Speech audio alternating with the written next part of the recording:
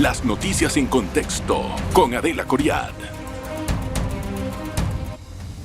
Bienvenidos, gracias por estar en contexto. El secretario de Estado de Estados Unidos, Marco Rubio, será un visitante, el primero que llega a Panamá desde que la administración Trump tomó poder. Y esto no es hace mucho, sino desde el 20 de enero. Y da a entender que Panamá tiene una de las prioridades para el gobierno o la administración Trump, porque es el primer país que visita en la gira internacional que va a hacer el señor Marco Rubio. Llegará a Panamá la noche del sábado y de aquí tendrá una reunión con el presidente Mulino el día domingo y se espera pues que estos son los únicos detalles que han salido a relucir, tal vez alguna visita a otro tipo de instalaciones en el país. Pero el hecho de que sea Panamá el primer país y sea el primer punto de la gira internacional hace pensar la importancia que tiene Panamá en materia de todo tipo, como ya hemos hablado bastante en el programa, sobre Estados Unidos. Déjeme presentarle hoy a nuestro invitado, el profesor catedrático de Derecho Internacional Público de la Universidad de Panamá, profesor Víctor Vega, a quien agradezco mucho su presencia. Gracias, profesor, bienvenido. Gracias por estar acá. Profesor, hemos visto que hasta cierto punto se han mantenido las agendas de conversación entre el secretario de Estado Marco Rubio y el presidente de la República con mucho resguardo, con mucho hermetismo. ¿Cómo se cuadra una agenda en una misión oficial? Bueno, mira, Adelita, la conducción de las relaciones exteriores de los estados implica la existencia de un aparato burocrático. Existe un Ministerio de Relaciones Exteriores, existen las embajadas que llevan a representación de un estado ante otro. La visita del señor Rubio a nuestro país obviamente ha de haber comenzado con el contacto del Departamento de Estado de los Estados Unidos con nuestra embajada en Washington, advirtiendo, nos interesa que acojan a nuestro ministro de Relaciones Exteriores, porque él tiene interés en conocer de cerca la situación en Panamá y discutir tales y tales puntos. Es muy probable que ya exista una agenda que por cuestiones circunstanciales las partes no consideren pertinente darle a conocer a los grandes medios de comunicación.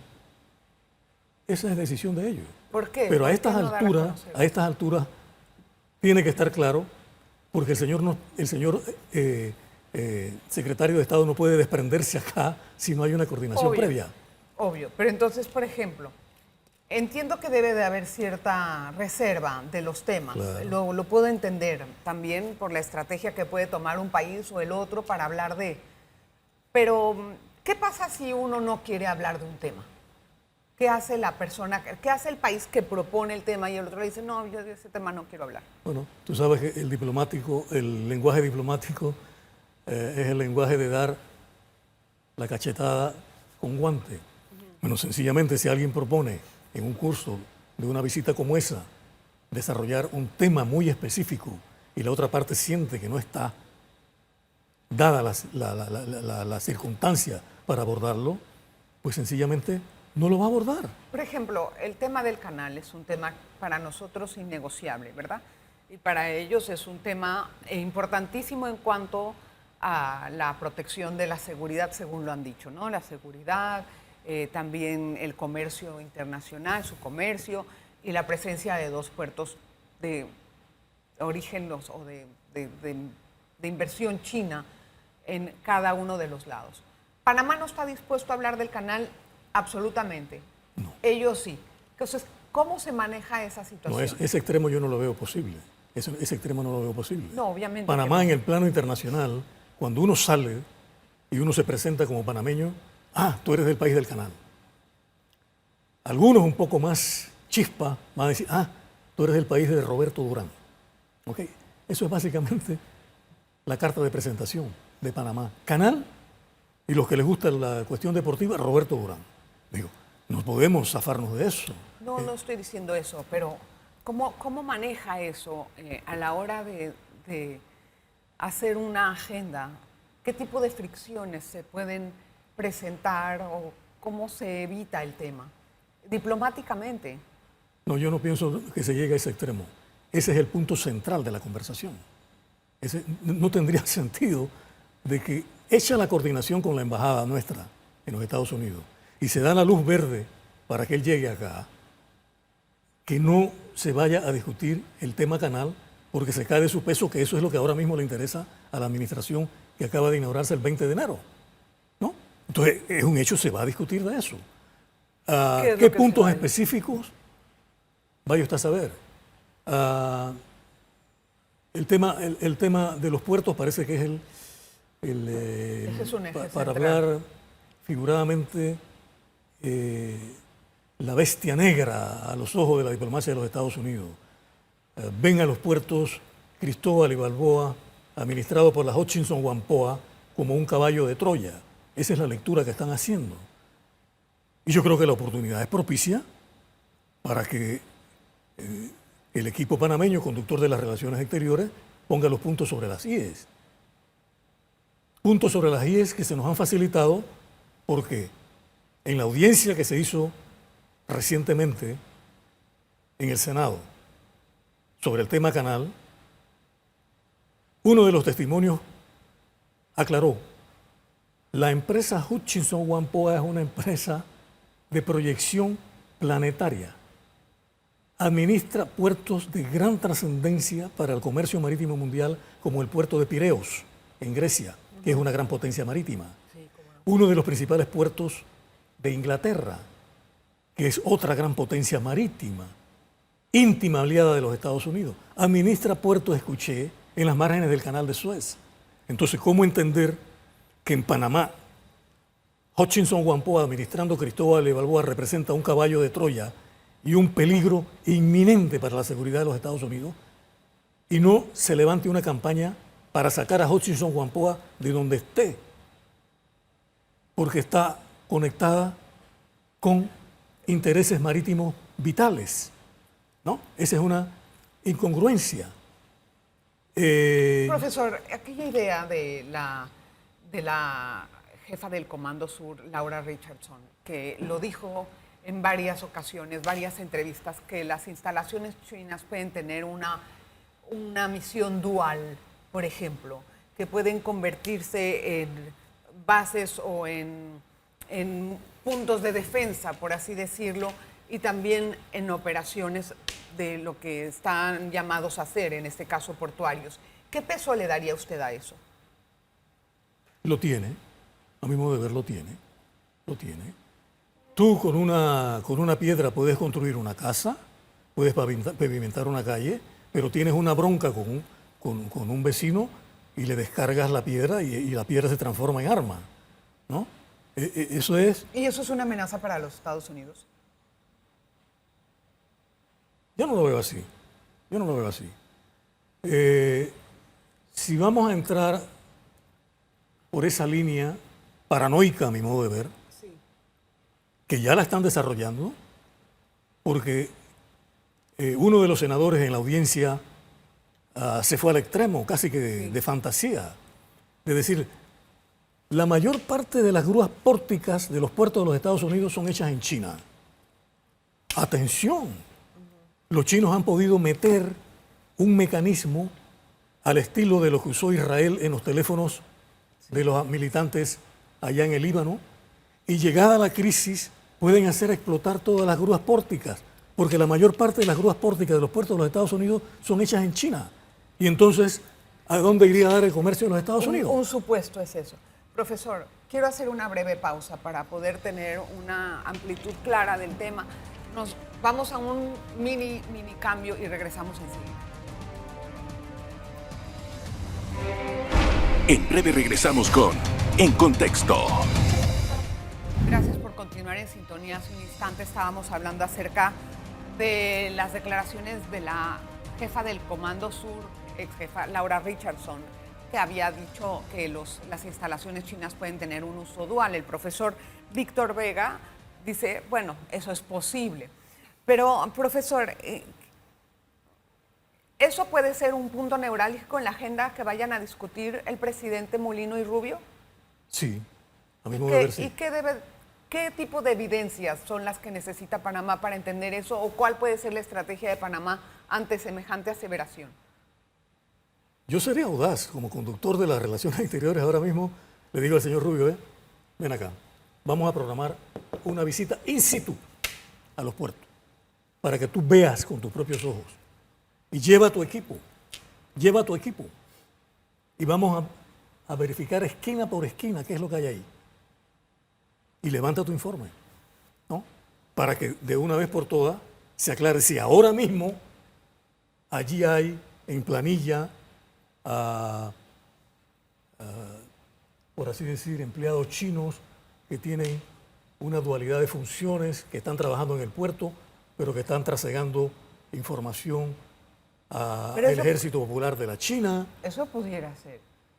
Eso pudiera ser posible que no sea, o sea, que no estén permanentes, etcétera. O sea, son suposiciones. O sea, en el mundo de las relaciones internacionales, el espionaje existe. Claro, pero la inteligencia a veces está confirmada, a veces no. Bueno, vuelvo y te digo, yo creo que una posición audaz sería esa. Vamos al puerto. Panamá tiene imperium, Panamá tiene jurisdicción, ha dado la concesión. Pienso que tiene pleno derecho para llegar allí. La auditoría que está haciendo el Contralor, si encuentra algún tipo de anomalía, ¿cómo se subsana? Por ejemplo, digamos que esta es una anomalía económica de aportes al Estado, ¿no? De que no cumplieron con los aportes que son. Vamos a hacer la suposición. Lo que quiero entender es cuáles pueden ser los desenlaces legales sobre esto. ¿Qué pasaría? A mi modo de ver, si encuentran en esa auditoría que hay faltantes en el pago que le correspondía hacer a la empresa, exigir mínimo que se pague lo adeudado. Y si no cumple con los requerimientos del Estado panameño, usualmente en los contratos, en las cláusulas finales se ponen las causales de rescisión del contrato. E ir ya desempolvando esas causales de rescisión del contrato y ya. Pero si lo pagarían felices, la empresa lo pagaría. Y nosotros recibiríamos más que felices ese dinero. Sí, la pregunta es si esa es la forma de subsanarlo. ¿Hay otra forma que pueda hacer rescindir la concesión sin que cause perjuicios a Panamá? Como te digo, legales después. La auditoría in situ, porque si allí se encuentran, por así decir, en el área dada en concesión, una parafernalia de equipos de comunicación, de equipos de espionaje. No, eso no creo que sea. Pero si se encontrasen, entonces eso sería una causal, a mi modo de ver también, sería una causal también para pedir la rescisión del contrato. Pero eso es una suposición, yo creo que eso va demasiado rayando, no sé si eso se quepa en este momento. Lo que yo veo es que el Contralor Flores es lo primero que hizo cuando se presentó a la prensa, decir que iba a hacer esa auditoría. Yo me pregunto si es coyuntural o si es una auditoría coyuntural con el tema de China y con lo que está pasando y las presiones que estamos teniendo, o si pues ellos quieren nada más clarificar la posición de la empresa en Panamá. No, yo pienso que es coyuntural. Ahora, esa medida puntual que se está tomando en Panamá, hay que verla también dentro del contexto de la larga y tupida historia que hay entre Panamá y los Estados Unidos. ¿Ok? Mira, la primera ciudad europea en construirse en la vertiente pacífica de este hemisferio lo es esta ciudad donde estamos, la ciudad de Panamá. Con esto te quiero decir, cuando se pone a operar el ferrocarril transísmico en nuestro territorio, Panamá es un factor clave, por así decir, en la conquista y en el poblamiento de la costa oeste de los Estados Unidos. Todas esas ciudades que tú escuchas mencionar, San Diego, San Francisco, Los Ángeles, Seattle, son como quien dice ciudades satélites de Panamá, porque por aquí, por nuestro istmo, pasaron los que se fueron a instalar allí y terminaron creando grandes urbes. ¿Ok? Es decir, hay una historia muy densa entre Panamá y los Estados Unidos. Bueno, Mira la trascendencia que tiene que el primer presidente en funciones de los Estados Unidos que sale fuera del territorio de los Estados Unidos, que va al extranjero, lo fue el señor Teodoro Roosevelt. ¿A dónde fue? Vino a Panamá para examinar y ver in situ cómo iba el proyecto de construcción del canal. Es decir, nuestras relaciones son sumamente densas, muy intensas. Yo creo que en el fondo los panameños no queremos bronca con los Estados Unidos. Pero ahorita queremos entendernos y vivir así lo en dijo el paz. presidente en la conferencia del jueves. Déjenme hacer la pausa y vamos a regresar con esto y con algunas otras cosas sobre las estrategias que se pueden usar en diplomacia con respecto a la visita de Estado. Una pausa. En breve regresamos con En Contexto. Continuamos con la entrevista. Profesor, me gustaría ir resumiendo algunos puntos. Primero que todo, ¿qué implicaciones tiene para Panamá la visita del señor Marco Rubio? La gran oportunidad de limar asperezas. ¿Cuál cree que puede ser el resultado de esta visita? ¿Cree que vienen con exigencias o cree que vienen en un tono de conversar y ver qué es lo que sale? Yo espero que vengan con un espíritu conciliador, porque la otra opción, el otro extremo es que quieran mantener, como quien dice, a la fuerza la controversia, porque tengan un punto oculto de agenda. Y yo, como estudioso de la historia del derecho internacional, temo que un propósito hasta ahora no explícitamente dicho sea el interés de los Estados Unidos de amparar formalmente la presencia de sus bases militares en Panamá. Y eso va a representar un gran problema en este país, un gran problema. ¿Usted cree que ellos tienen intención de instalar una base militar? Sí, claro. ¿O de instalar otro tipo de instalación? Porque el lenguaje que tiene el Tratado de Neutralidad da piso para eso. ¿Estados Unidos tiene algún tipo en este momento, alguna base legal para usar, para declarar nulo el Tratado de Neutralidad? ¿O cancelarlo, o actualizarlo?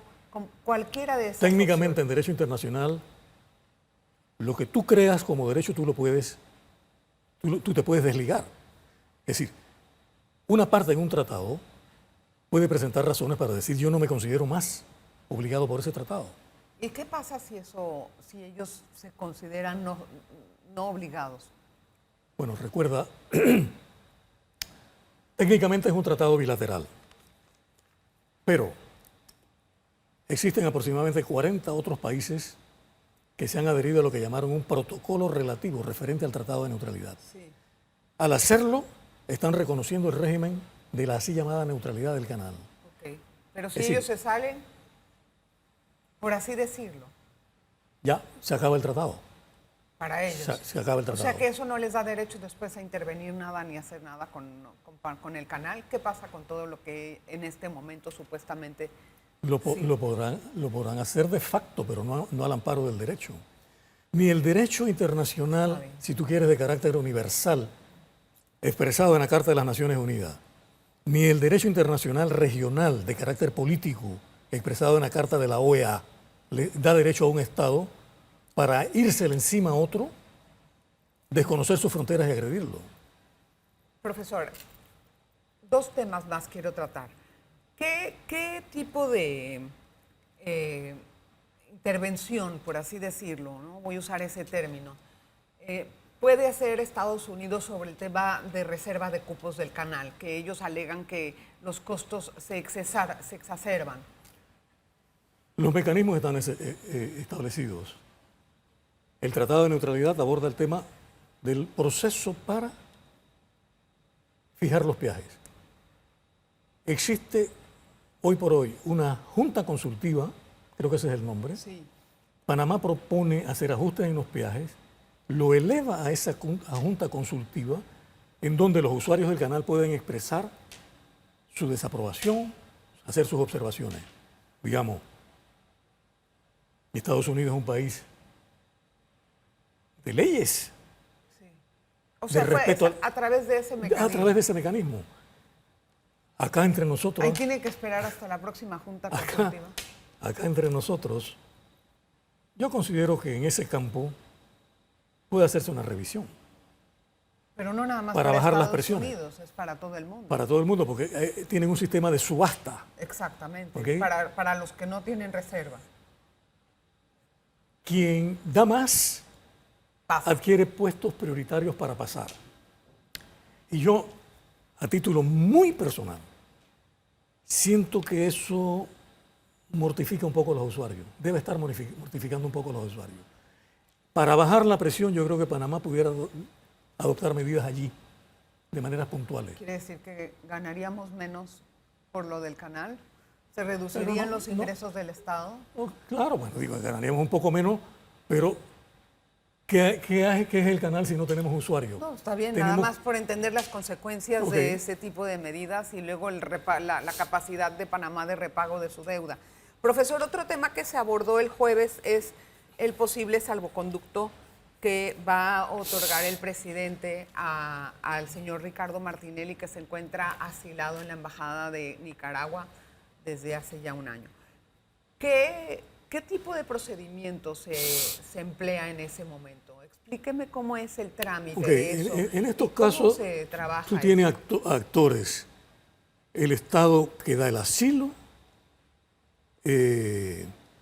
obviamente el asilado, y las dos tesis que usualmente se contraponen. El que busca asilo es perseguido por el Estado territorial como delincuente común. Y el que buscó el asilo dice no. En el fondo lo que hay es una persecución de carácter político. Okay, ya se ha Entonces declarado el Estado que da el asilo califica Entiendo. si él considera que la persona es un delincuente común o un delincuente político. Cuando Nicaragua le abre las puertas de la embajada, y Nicaragua está diciendo es un perseguido político. Eso ya está establecido. Ok, entonces ahora Nicaragua puede decirle a Panamá, dámele un salvoconducto a este caballero para que salga.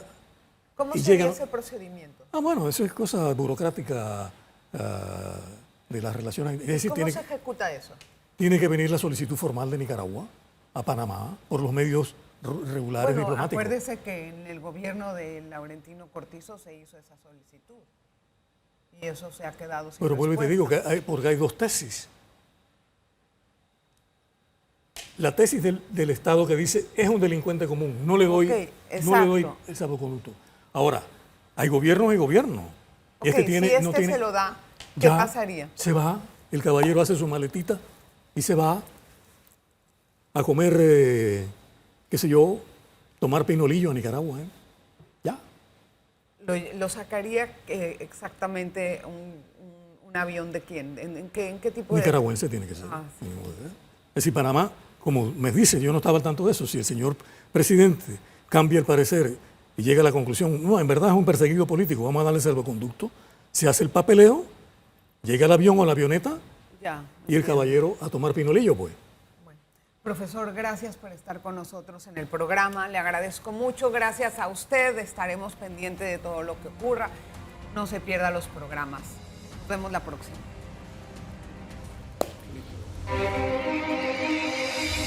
Las noticias en contexto con Adela Coriad.